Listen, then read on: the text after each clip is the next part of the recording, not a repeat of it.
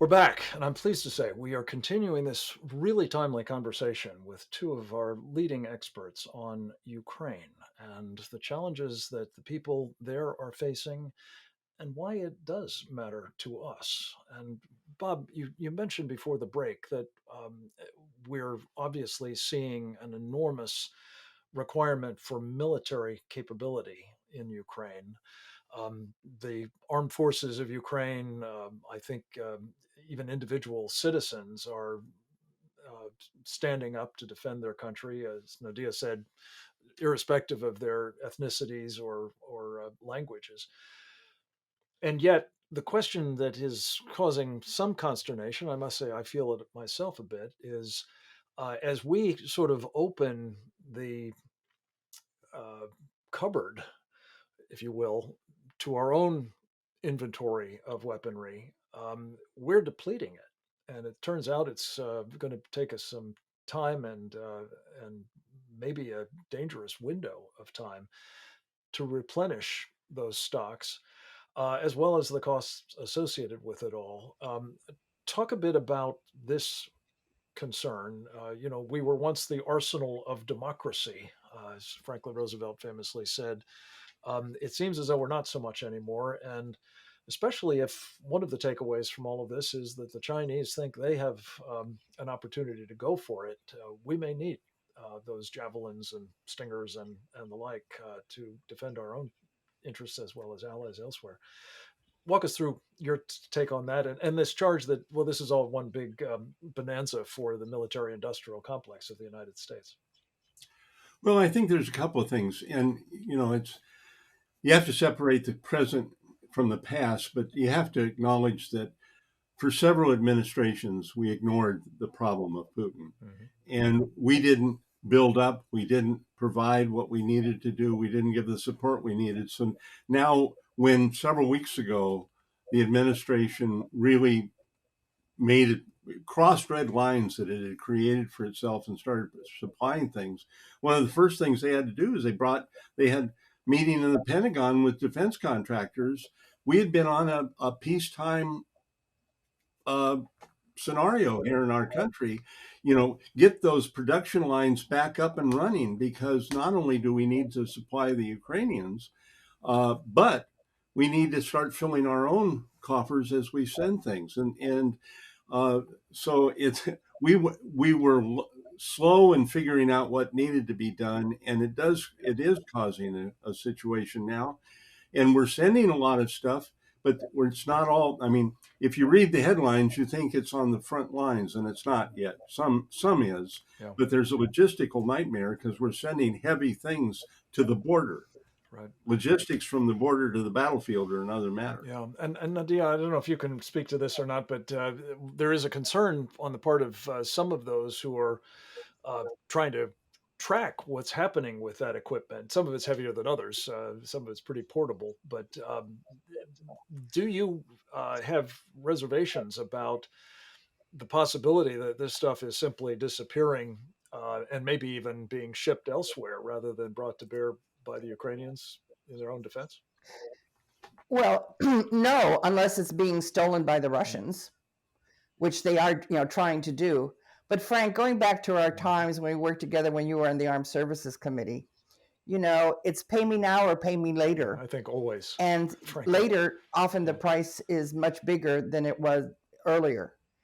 And always. And this is what Robert said about we've ignored or tried to ignore the threat that Putin has posed and is posing to the world. It's not just Ukraine, right? You can look at the Arctic, you can look in Syria. I mean, there are any number of flashpoints where we have not confronted men.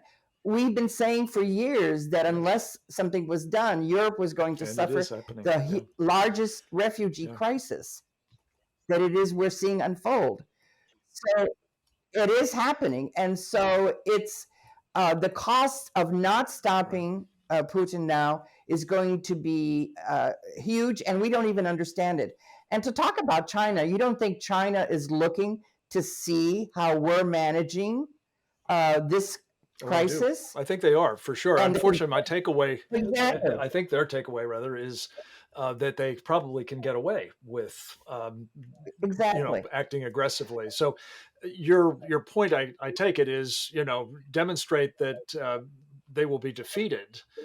That sounds to me to be right. But the concern many of our friends have is, well, if we're applying all of this effort and energy in that direction towards Russia, we may really find ourselves actually creating a vacuum that will be filled by the Chinese elsewhere. On the What other are hand, your thoughts on that?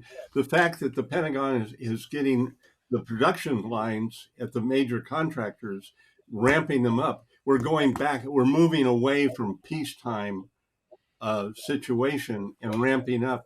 And the country has a long history of proving it can really manufacture things when it needs to. Yeah, it does. But again, back in the day when we were an arsenal of democracy, we had the capacity to generate, as you know, a Liberty ship, I think, every day or every week or something like that. That capacity isn't there by any means.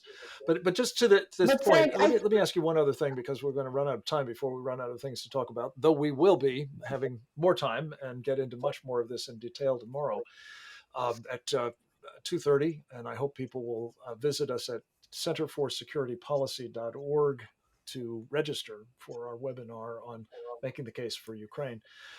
But one of the things that is looming over all of this is the possibility that Putin may decide to use nuclear weapons to achieve a victory that he has not yet been able to secure. Some say perhaps by the 9th of May, when he wants to have a big show, parade in Moscow. Give me your response to those concerns. Are they real, do you think? And what do we do about them? I think, are they real? I mean, they've been talking about nukes for some time. He and Lavrov, the threat is out there. He keeps making it. You've got to take it seriously, but it can't checkmate you from doing what you need to do. My view, and I think I can speak for the Friends of Ukraine Network, our group, that we have to be prepared. I mean, the United States and the West needs to be ready for an immediate response. During the Cold War, when the Soviet Union had a nuclear test, we had a nuclear test. When they did something, we did something. Recently, they had a nuclear test and we canceled ours. That's the wrong move. We need to be ready. If he does a tacular nuclear weapon, we need to respond immediately, not with nuclear weapons. I mean, for example, he's still got a lot of ships in the Black Sea. We have the ability to take them out in 48 hours. Mm-hmm. He lands a tactical nuclear weapon, he loses his Black Sea fleet. Yeah. You want to keep Well, these are questions that, again, we'll be exploring in greater detail tomorrow, because that, obviously is a full-on war with Russia, and that's not without some downside risks, needless to say.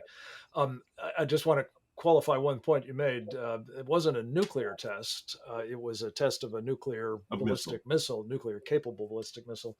And alas, practically the last time that we interacted back there in the Armed Services Committee, Nadia, is when we were still in the business of doing nuclear tests. So this is a much larger problem, and one that, again, we're going to need to get into in greater detail in the course of our terrific webinar tomorrow with these two guests, as well as Andrei Eleonarov, who worked in the Kremlin, knows Putin personally, and I think will shed light on what's going on that side of this ledger as well. We'll talk to you all tomorrow, and thank you for your time today. Next up, we will be speaking with somebody else right after this.